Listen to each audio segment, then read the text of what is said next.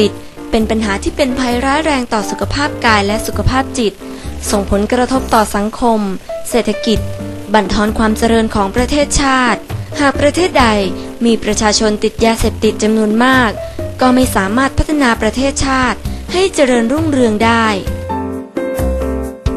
เยาวชนกับยาเสพติดไม่ใช่ของคู่กันแต่จนแล้วจนรอดผู้ใหญ่กลับเป็นตัวนำพาพวกเขาเข้าไปสู่วังวนนรกด้วยวิธีชักจูงโดยเฉพาะเด็กกลุ่มปัญหาให้กลายเป็นสื่อกลางขยายเครือข่ายตีวงกว้างขวางมากขึ้นเด็กมีปัญหาเหล่านี้ไม่ว่าจะเป็นเด็กเร่ร่อนกลุ่มเด็กเที่ยวกลางคืนกลุ่มแก๊งซิ่งรถหรือแม้แต่เด็กที่นิยมความรุนแรงยกพวกตีกันเด็กเหล่านี้ล้วนเป็นเหยื่อชั้นดีของยาเสพติดเลยทีเดียว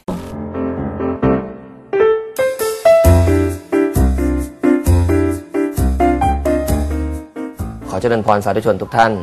สำหรับจริงๆเนี่ยเราเป็นผู้ใหญ่ต้องเห็นใจเด็กๆนะเด็กทำไมเขาถึงไปซิ่งมอเตอร์ไซค์ทำไมเขาไปยุ่งเกี่ยวกับยาเสพติดเขาบอกเวลาเราจะเข้าใจเด็กเราต้องรู้ใจเขาก่อนเถิดเปิดใจเขาให้ได้ใส่ธรรมะเข้าไปเยาวชนไทยสดใสแน่นอนอันดับแรกก็ต้องแหมพระอาจารย์จะซีเรียสนักสิคะทำไมเขาถึงซิ่งอาจจะต้องการเรียกร้องความสนใจจากครอบครัวจากคุณพ่อคุณแม่หรือจากครูบาอาจารย์ว่าเขามีตัวตนนะเขาเป็นลูกที่พ่อแม่ควรจะสนใจเขาเป็นลูกศิษย์ที่ครูอาจารย์ควรสนใจพอไม่สนใจเลยหาวิธีบวกไม่ได้ก็เลยลบไปเลยฉะนั้นแหมวิธีแก้มันจะง่ายๆเลยเอาธรรมะเข้าไปจับสิคุณโยมทุกคนทุกท่านบอกแล้วอย่าโทษแต่เด็กเราผู้ใหญ่เนี่ยเคยเป็นเด็กมาก่อนแต่เด็กไม่เคยเป็นผู้ใหญ่มาก่อนยังไม่รู้ชัดเจนว่ามันมีข้อเสียยังไงฉะนั้นเราต้องบอกเอาหลักอริยสัจสี่ไปจับก็แล้วกันทุกข์สมุทัยนิโรธมรรคทุกข์ของเด็กเราคืออะไรพ่อแม่ไม่สนใจ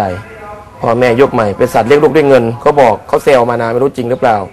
ขอปุ๊บก็ให้เงินขอปุ๊บก็เอา ATM รหัส4 ตัวไปกดเลยลูกโตขึ้นมาลูกจำพ่อแม่ไม่ได้เลยเมาเหล้าดึกๆเดินถามเขาเลยรู้ไหมกูลูกใคร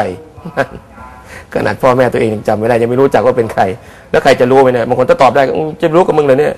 ไม่รู้เลยเห็นไหมฉะนั้นแล้วต้องให้ความอบอุ่นแก่ลูกต้องเลี้ยงลูกด้วยความเอาใจใส่ให้เวลากับเขาให้ความอบอุ่นกับเขาให้เวลาไม่ใช่ไปซื้อนาฬิกาให้2 เรือนนะให้ความอบอุ่นไม่ใช่ให้ผ้าห่มนะหมายความว่าคุยกันซะหน่อยพ่อครับผมไม่ต้องจะบอกพ่อต้องรีบไปประชุมลูกพ่อครับผมไม่ต้องสำคัญจริงๆพ่อต้องรีบไปทำงานลูกพ่อครับผมติดยาครับโอ้ยพ่อก็ติดเหมือนกันนะลูกติดกันทั้งบ้านเลยเราต้องเป็นตัวอย่างที่ดีนะคุณพ่อคุณแม่ครูบาอาจารย์บล็อกเป็นกาพิมพ์ออกมาเป็นหงไม่ได้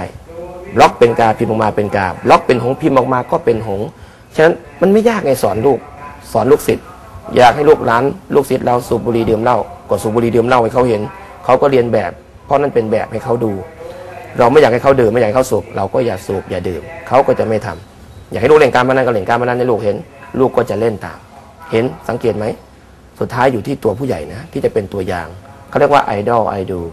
ถ้าเราเป็นไอดอลเป็นรูปแบบให้เขาเรียนแบบในสิ่งที่ดีพ่อแม่รักกันไม่ทะเลาะเบาะแว้งกันไม่หย่าร้างกันไม่เลิกกัน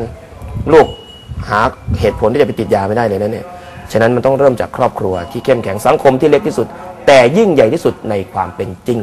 แล้วนี่คือเรื่องจริงนะคุณโยมถ้าโยมบอกเลิกกับเมียทะเลาะกันด่ากันต่อหน้าลูกทำไมลูกผมเป็นคนไม่ดีครับคำตอบมันชัดเจนอยู่แล้วผมก็เป็นอาจารย์ที่ตั้งใจสอนนะแต่ผมสูบบุหรี่ดื่มเหล้าด่าอาจารย์คนนั้นว่าคนนี้ลูกศิษย์ก็จดจำรับแต่แง่ลบเข้าไปเขาก็เป็นอย่างนั้นเช่นเดียวกันเห็นไหมรู้ใจเขาก่อนเถิดทุกเขาเกิดจากอะไรสาเหตุก็คือสมุทัยขาดความอบอุ่นขาดความเข้าใจเขาไม่มีตัวตนในครอบครัวในโรงเรียนในสังคมอยากให้คนเห็นก็เลยปรากฏตัวแบบนั้น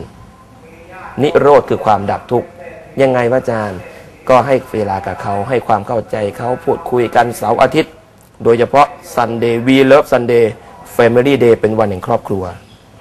โยมต้องให้เวลาทำกิจกรรมกับลูกพาลูกเข้าวัดเข้าวาบ้างก็ได้หรือจะพาไปสวนสาธารณะไปที่ท่องเที่ยวที่นั่นที่นี่ที่เป็นธรรมชาติเขาก็รู้สึกพ่อแม่ให้ความสำคัญกับเขาเมื่อพ่อแม่ให้เกียรติเขาให้ความสำคัญกับเขาเขาก็จะให้เกียรติพ่อแม่ให้ความสำคัญกับพ่อแม่ครูบาอาจารย์เช่นเดียวกันและสุดท้ายมรรคคือหนทางให้ถึงความดับทุกข์มรรคก็คือวิธีปฏิบัติบอกไปแล้ว ให้เวลาให้รอยยิ้มให้น้ำใจให้ความสำคัญแก่เขาเมื่อคนเรารู้สึกว่าตัวเองสำคัญเราสำคัญเราต้องดูแลตัวเองไม่ไปขับมอเตอร์ไซค์ซิ่งเนื้อหุ้มเหล็กล้มมายังไงก็ตายอยู่แล้วอันตรายมากมายเลยแถมไปกระจายรายได้ให้คนอีกมากมายด้วยกระจายรายได้ยังไงคะเบิ้ลแรงๆน้ำมันหมดเร็วไปเติมปั๊มรวยเลยน้ำมันแพงด้วยขับซิ่งมากชนเสาไฟฟ้าเขามาซ่อมคนซ่อมได้เงินหมอพยาบาลรักษาได้เงินได้ทองไม่หามาเท่าไหร่ให้คุณหมอคุณพยาบาลหมดเลยบางทีถึงขั้นตายไปโอ้โหพระเราก็ได้สวดด้วยเห็นไหมกระจายรายได้ไปทั่วเลยนั้นไม่อยากจะสวดหรอกนะไม่มีเวลาขนาดนั้นต้องทำงานด้านบรรยายเห็นไหมยาเสพติดทำให้ชีวิตเราเป็นโรคภัยไข้เจ็บมากมายถึงตายก็เยอะเลยบางคนขาดสติมาวีนพระก็มีอาตมากลับมาจากเทศใหม่ๆคนหนึ่งก็กุญแจไปไขตรงเสาไฟฟ้ารูเสาไฟฟ้าเราก็ถามทำอะไรละโยมไขกุญแจเข้าบ้านเขาหลวงพี่ผมไม่มีใครอยู่หรอกมั้งโยมเท่านั้นแหละเงยหน้าขึ้นเสาไฟฟ้าแหมหลวงพี่สมปองโง่จังเลยสอนคนทั้งทั่วประเทศไม่มีใครอยู่ได้ไงข้างบนยังเปิดไฟอยู่เลยนานเมามาขาดสติว่าพระอีกต่างหากบาปนะโยมนะฉะนั้นแล้วทุกข์สมุทัยนิโรธมรรครู้ความทุกข์ของลูกหลานเรารู้สาเหตุให้เกิดทุกข์ของเขาเพราะเราไม่ความอบอุ่นไม่ให้เวลาไม่ความสำคัญทางดับทุกข์ก็คือให้เวลากับเขาให้ความสำคัญกับเขาเข้าใจเขามักวิธีการเยอะแยะมากมายยิ้มให้เขาคุยกับเขาและไปเที่ยวที่นั่นที่นี่เป็นครอบครัวบ้างเท่านั้นก็จะแก้ปัญหาลูกหลานของเราได้อย่าเพิ่งเชื่ออาตมาคุณโยมหลักกาลามาสูตรโยมลองเอาไปปฏิบัติเพราะทำใดก็ไร้ค่าถ้าไม่ทำใดก็มีค่าถ้ามันทำวันนี้รู้แล้ววิธีที่ทำให้ลูกเราอบอุ่นมีความสำคัญมีตัวตนเขาไม่ยุ่งเกี่ยวกับยาเสพติดไม่ไปซิ่งมอเตอร์ไซค์ไม่เห็นใครหล่อกว่าพ่อสวยกว่าแม่ดีกว่าพ่อกว่าแม่เราทำตามนั้นรับรองได้ว่าลูกหลานเราจะห่างไกลจากยาเสพติดและไม่ไปซิ่งมอเตอร์ไซค์อย่างแน่นอนขอเจริญพร